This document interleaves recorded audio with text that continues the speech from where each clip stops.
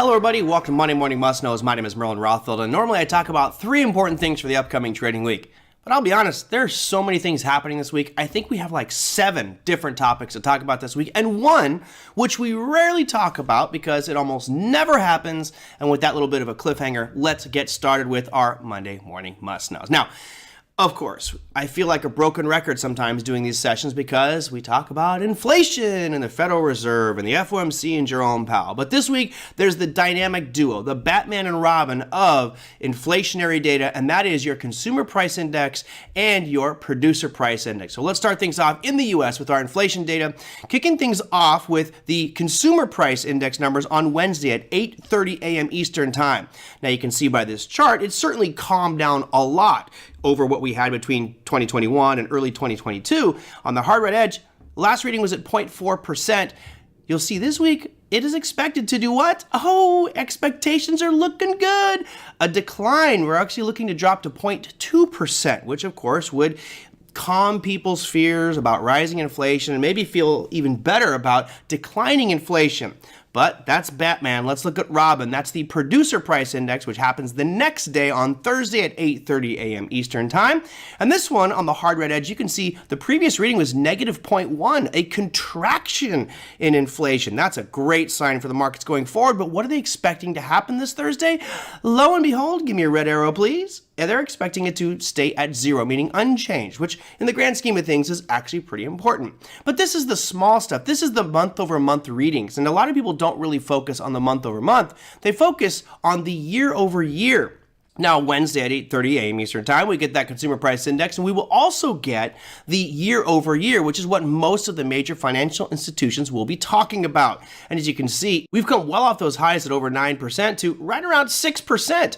Now, that's pretty good, but what is the trajectory going forward, and what's the expectation for Wednesday? Now, as we talked about in the previous slide, it's expected to go month over month from 0.4% to 0.2%, which means we should anticipate a decline in the year-over-year inflation rate. And what does that look like? Arrow, please. There we go. 5.2% is what the expectations are for your Wednesday announcement on consumer price index. This is a pretty good sign because, again, the Fed has been raising extremely aggressively to bring those numbers down.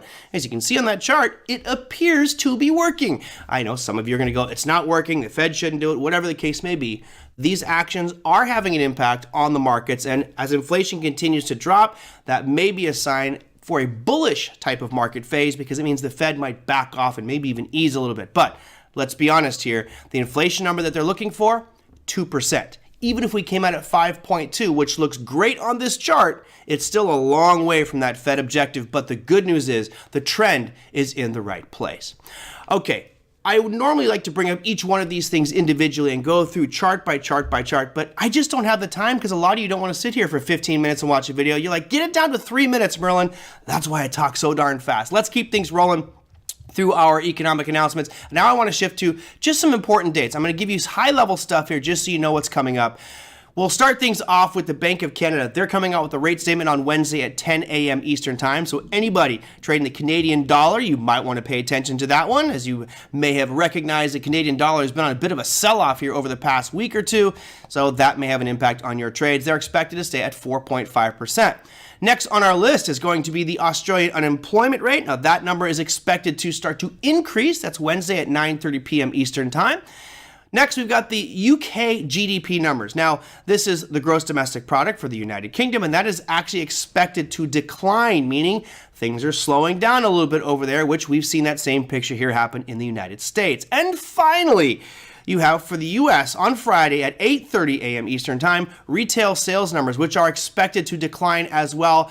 This may not be a very good sign. Remember, retail sales are a reflection of spending, and spending drives the economy, spending drives growth.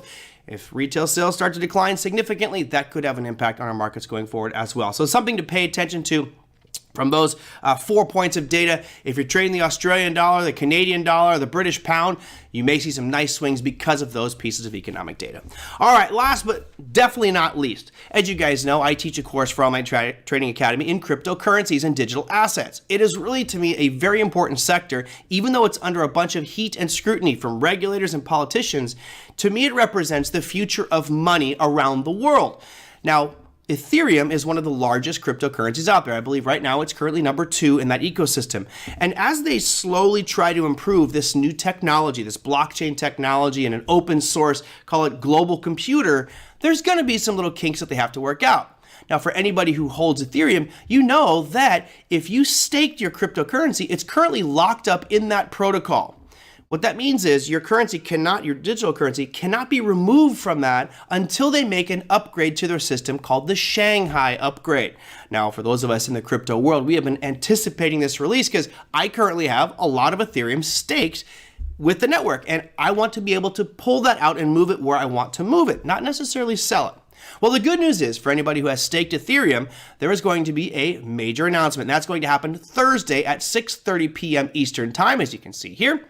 And what that means is when this upgrade goes through, it will now allow depositors who have cryptocurrency staked in the Ethereum network to remove it from the network. Now, the expectations are all over the place. A lot of people believing that as soon as this is available for people to take out of Ethereum, there is going to be rampant selling out there.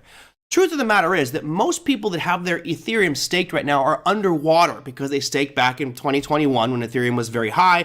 Then we had a lot of market events which crashed cryptocurrency to the tune of about 80%.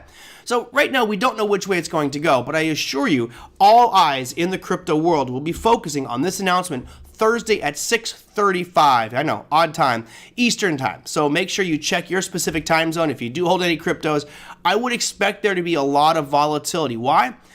Well, first off, they're implementing a software upgrade to this entire network. And if something were to go wrong there, you would see a big market crash. I think if it's successful, I think you'll actually see a market rally.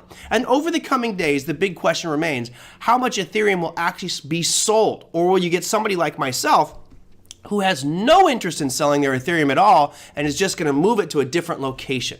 That is the kind of conundrum that we're in here with the Ethereum upgrade, but it is a major upgrade. You don't see these things happen too often where an entire ecosystem has a fundamental change in the way that it functions. That is going to happen again Thursday at 6:30 p.m. Eastern Standard Time. That, my friends, is your Money Morning Must-Knows. We'll see you next week.